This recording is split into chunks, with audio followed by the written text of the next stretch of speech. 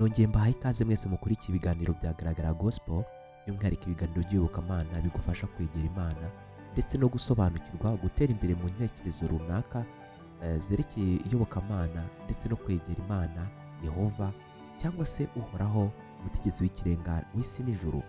Uyu munsi ni umunsi wa kabiri ku ikoraniro mpuzamahanga ry'abahamya ba Yehova riri kubera mu Rwanda, by'umwihariko umunsi wa mbere wari ushishikaje cyane ubwo abantu batandukanye bahuriye muri stade mpuzamahanga ndetse na stade Amahoro, stade ya mbere nini mu gihugu cy'u Rwanda yakira abantu basaga ibihumbi 40 ndetse bigera muri 45 kuzamuka. Uko twabivuze mu kiganiro cyabanje, ibyaranze cyangwa se uko ikoraniro rikuru ry'abahamya ba Yehova ryari kuba, ariko nanone hari n'ibidasanzwe byabayemo, aho ibyishimo ndetse n'abantu batandukanye bahuye bagaseka, kandi abantu bakomoka mu bihugu bitandukanye baboneye umucyo mu gihugu cy'u Rwanda. Kandi byagaragaye abakerarugendo ndetse n'abantu bashya bageze mu gihugu cy'u Rwanda, ndetse biteganywa yuko kizinjiza agera kuri miliyoni 3 ndetse n'ibice 4 by'amadolari y'Abanyamerika. Ibi ngibi bikaba byaragaragaye ku munsi wa mbere. Rero ikoraniro mpuzamahanga nk'uko ryari ryateganijwe, ugiye ku ruhaga rw'itorero ry'abahamya ba Yehova, berekana ko iri koraniro mpuzamahanga ry'umwaka wa 2025 rifite umutwe uvuga ngo korera Imana mu buryo yemera. 2025 ikoraniro ry'abahamya ba Yehova ku munsi wa mbere nk'uko biteganije ku wa gatanu, nk'uko bivugwa, ni video z'uruhererekane zizagufasha kumenya uko ubuzima bwari bumeze mu turere Yesu yabagamo akanabwiriza, ubwo ni Galilaya, Yerusalemu yo muri icyo gihe, ndetse n'ibyigisho bindi bijyanye nabyo, muri ya nyito y'imimerere myiza y'uko abahamya bakunze kwerekana amashusho ashobora kujyana n'igihe ndetse ikoranabuhanga mu buryo basanzwe bazwiho. Noneho ku munsi uzakurikiraho ku wa gatandatu ku isabato, tuzarebera hamwe ukuntu ibyo Yesu yakoraga agitangira umurimo we hano ku isi byasohoje ubuhanuzi bwari bwarahanuwe mu myaka myinshi ya mbere yaho. N'ubundi ni muri rwa ruhererekane rw'ibitekerezo, ariko bikinnye mu buryo bwa filime ndetse n'imbarankuru buzaba burimo bugaragazwa. Ku cyumweru ni umunsi wa nyuma rero, ni muri disikuru ivuga ngo ese uwo usenga uramuzi. Tuzamenya impamvu ibyo twizera bifite akamaro, tumenye n'uko twabona ukuri.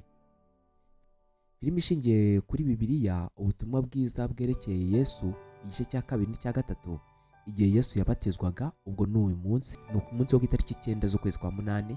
Igihe Yesu yabatizwaga nibwo yabaye Mesiya cyangwa Kristo. Mu mezi yakurikiyeho Satani yagerageje kumushuka. Nanone aho ngaho hazaba harimo igice, ndetse inkuru izakomeza iyerekana atangira gutoranya abigishwa be kandi akora igitangaza cya mbere.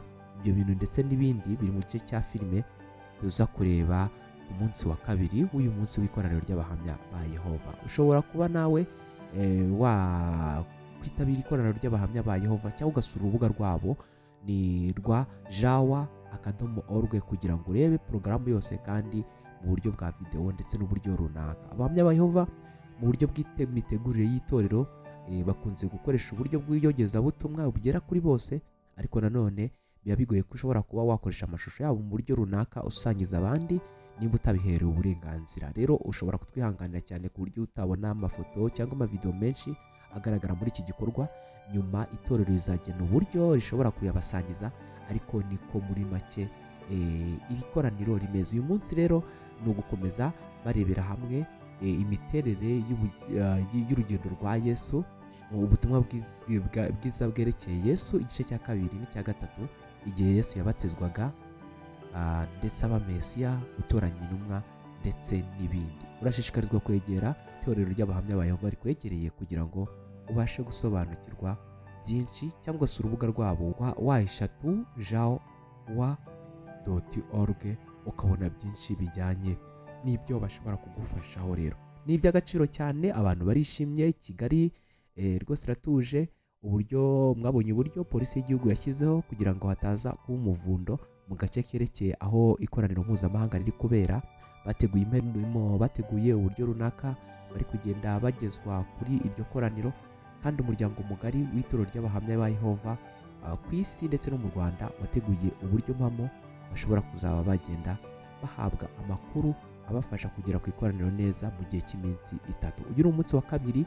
Ikoraniro rirashishikaje, ushobora kwegera aho riri kubera cyangwa uburyo runaka ushobora kurikurikira. Mugire impagarike n'ubugingo, mugire Imana n'amafaranga. Niba utarakora subscribe kuri iyi platform cyangwa kuri uru rubuga, nakubwira ngo uyikore kugira ngo ibiganiro bitandukanye by'iyobokamana, ubuzima ndetse n'ibindi byo bibasha kukugeraho. Amakuru ashobora gutandukana cyane nayo navuze bwa mbere. Ibigaragara by'ukuri mu nyandiko z'u Rwanda byerekana ko itorero ry'abahamya ba Yehova nk'uko tubizi ryatangiye hagana mu mwaka w'1970 mu buryo runaka buziguye, ndetse rihabwa ubuzima gatozi mu mwaka w'1992 ritangira gukorera mu Rwanda. Ariko ku isi hose byatangiye hagana mu myaka w'1870. Ndishimwe Josue Marpas, dukomeze kubana kuri uyu murongo.